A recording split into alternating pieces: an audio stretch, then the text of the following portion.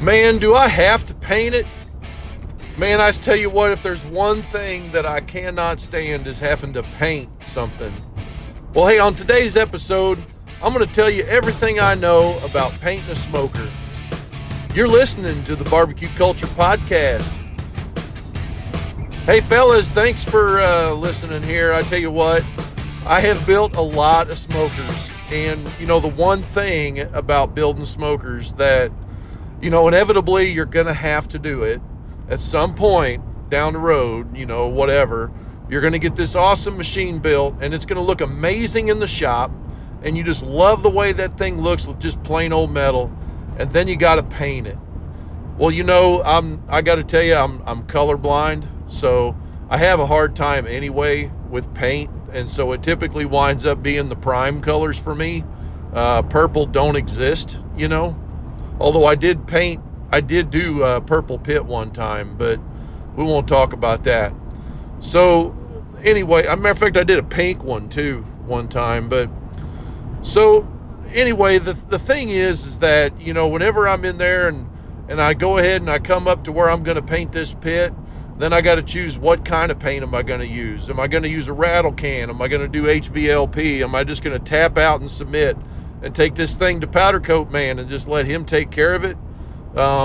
Maybe I want it to be a slick paint job, and I decided that I'm going to pay somebody at the body shop or something to do it. So, well, we all wrestle with that, and, the one thing I'm going to tell you is that it's your pit.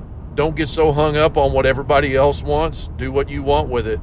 Whether that means that you're going to paint it black or clear coat it, or just like plain old what it is right now and just clear coat it, or if you're going to go out there and wet sand this thing and put an etch on it and, get all the primer going and all that and do a good paint job, just you decide what you want it to look like. But let's talk about like some basics for surface prep, because that's the hard part about painting. 99% of all problems with your paint job is going to have something to do with surface prep. So when I'm going to put a slick paint job on something, because I've done quite a few pits with good paint jobs that I did, with an HVLP paint gun. And, HVLP, I keep throwing that term around. That means high velocity, low pressure. That's like what the professional body shops use. You see the guy in there with the Tyvek suit on, and he's got the little mask, and he's got the gun in his hand, and, it's like a gravity feed gun, and it's got, like this air hose hooked up to it and all that. And he's all looking scientific about laying that paint down, Well, so I've done a few pits like that. And the hardest part is first of all, in the details. You're going to take your hand and you're going to feel for rough spots on the whole pit. Like, this is like, we're done welding, now we're starting to shop vac out all the inside where all the welding slag and the BBs and all that stuff and the grinder dust is. We shop vaced it out. We're trying to get all the dust off of it.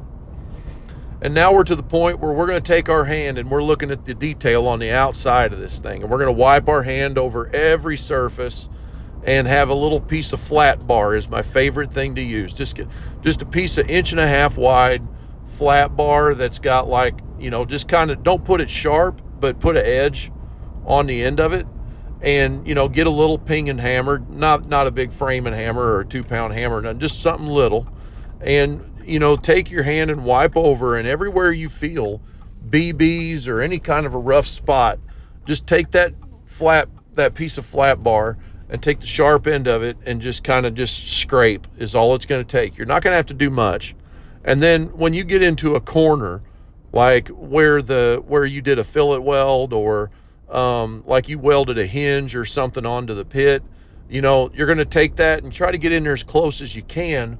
But if you got a place where your wire started and it's rough right there, but you can't really scrape it off, then you're going to take like a center punch, or, I used to use a little nail set, like just a little cheap old nail setter punch, and, get it down, because those are pretty sharp. Get them down in there, take that little tapping hammer and just kind of just tap that, and it'll just ping right off of there, you know.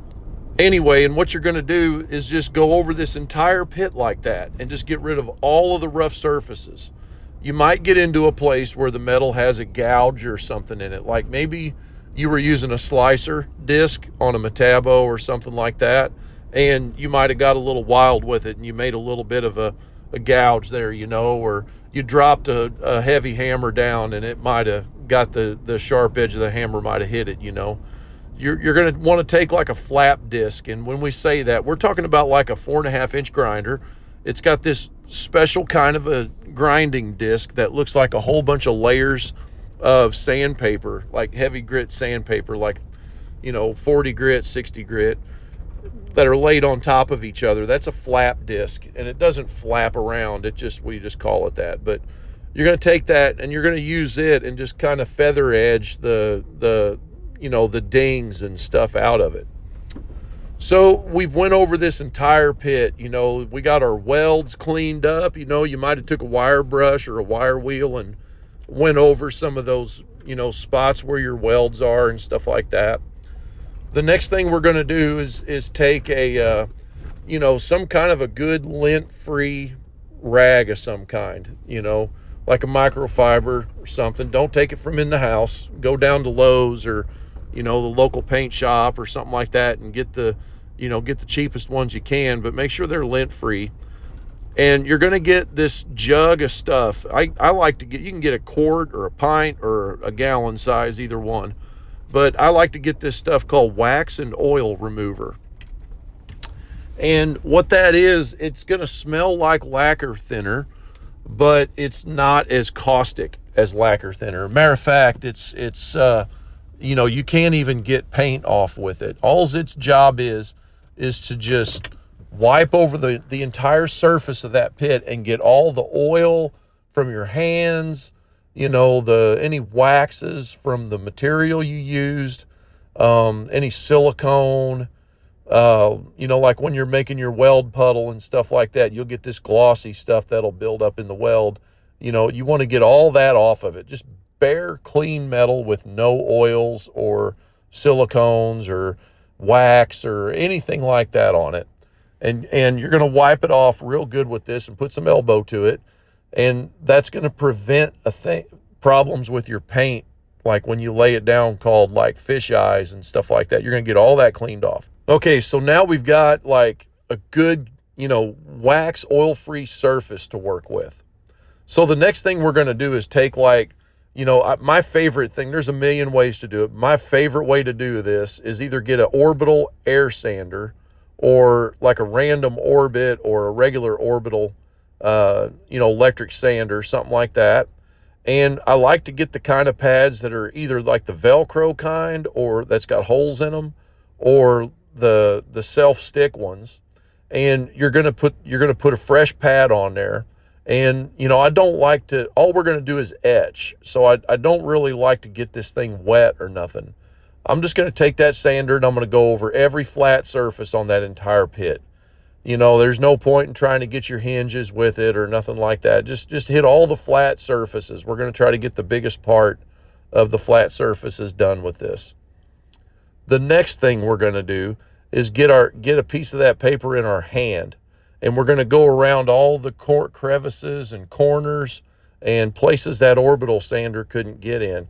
And what we're doing is we're giving this surface a scuff. I prefer both with the sander and by hand. I prefer to use like either a 120 grit or a 220 grit, just depending on the kind of metal I'm working with. If you're using like hot roll metal, you know, you might want a little more aggressive, like a 120 grit.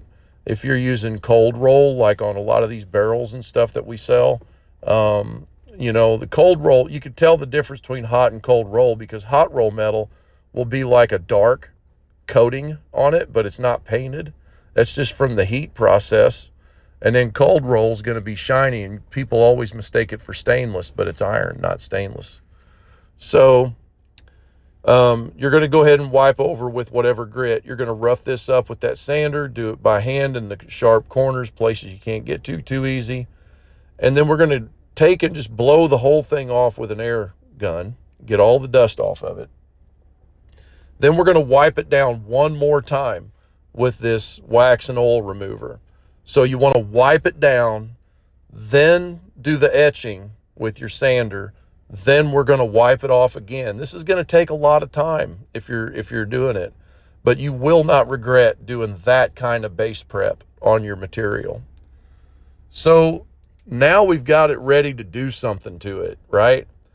Not all paint needs primer, so it's really important to know what you're working with. If you get a rattle can paint from Lowe's or Home Depot or whatever, parts store you go to, the rattle can paint's fine. There's not a thing wrong with it. Read the directions, because not all paint needs primer. We used to use the Rust-Oleum high heat, just satin black that you get in a quart can. And that paint will not be friendly with a primer. It doesn't work. You just don't even bother. It's self-etching is what they call it. So we manually etched this pit and give it something for this paint to stick to. This paint has a agent in it that's going to chemically etch the material a little bit to get the paint to stick. What you need to do is make sure that whatever paint you decide to use, read the directions on it. Some paints, like I'm saying with the Rust-Oleum, it's self-etching, don't require a primer. So what you're going to want to do is, if your paint says it needs a certain primer, make sure that you get exactly that primer. Not all primer and not all paint work together. I know for a fact that, like, if you use a Rust-Oleum primer and you get a Duplicolor paint to top coat it with, then you're going to wind up with this weird reaction. Like, the primer will go on and you'll let it cure. Let's say you let it cure up to 30 minutes before you go back out and spray it again. And what'll actually happen when you paint it with the other paint, it will literally act like a stripper. It will shrink up the paint, and it'll bring the primer. It'll wet that enough and make it release from the metal, and you'll see this wrinkly thing happen. And that's not good. So you want to make sure you use the same brand of primer and paint, and make sure that they match what the back of the directions on the can says. So if you go and you want to put a really slick paint job on something, then you're going to want to go up here, like, to the local body shop guys. They're going to fill you full of knowledge. I'm thinking about, like, the local body shop supply here they're a franchise or whatever, but they distribute the PPG brand of paint. So you can go in there and get custom colors mixed. You can put pearl coat in it. You can do metal flake. You can do all this crazy stuff with paint. You can do, single stage and 2-stage and all these crazy stages of paint. You can spend the world of money on the paint you buy. So those guys are going to be able to tell you how to work with that exact paint. There's things called hardeners and activators and, all these other things that you got to do. You thin it, these other things you got to do when you're mixing this paint. So you'll get like a quart of paint, and then you'll get like another pint of this activator / hardener stuff. And then you might even get like some other junk you got to put in it to kind of thin it to make it lay better. So it's best just to talk to those guys and figure out exactly what kind of paint that, what marries up with each other. And then, the last thing I'm going to tell you is, whenever you're spraying, it's very important to clean the room you're in. Some guys don't bother with it, but I'm telling you, it's Murphy's Law with me. I'm going to go in the shop and I'm going to spray a bunch of paint on some stuff, and the welding dust, that even though I cleaned that shop and I used a water hose and I wet it down, all the welding dust and the wood dust and everything I can't see is going to come out of nowhere, and it's all going to land on my cooker right before I paint. And then I'm going to have this rough paint job. It's going to have junk in it. So you want to take extra precautions with this. It's better if like make a canopy around what you're spraying in. If you're in a dusty, dirty environment, try to wet the floor down, clean it real good, maybe get a frame of some kind put up and hang some heavy plastic over it, something to keep the dust out. If you live on a gravel road or whatever, you might have some issues with this. You could also just close the building up and just blow all the walls off with an air gun, whatever, sweep the floor real good, mop it, just take extra time making sure that you got all the dust cleared up. You won't regret it. And then, the last thing is make sure you're doing it safe. I mean, you need a well-ventilated area. And also, dust masks are fine, but if you use a respirator, you got to make sure that it's safe for you to use. If you have any kind of breathing trouble at all, you may not want to use a respirator, because there's actually some workplace safety laws in place about respirators and some testing and certification that you're supposed to have to commercially use these things. So just be really careful. If you have breathing troubles or anything like that, you may not want to use a respirator. You may want to try to keep a fan running and keep it well ventilated and stuff like that. Try to protect your area from dust as much as you can. Just those kind of things. Anyway, give yourself plenty of time. Don't get in a rush. Don't get too antsy to get in there and touch it and feel if it's dry. That's just no point. Give yourself a couple of days and let it dry before you try to put it together. So anyway, I hope this helps. Sorry for my crackly voice. I've had a cold for a couple of days, but I'm wanting to get something out to you here.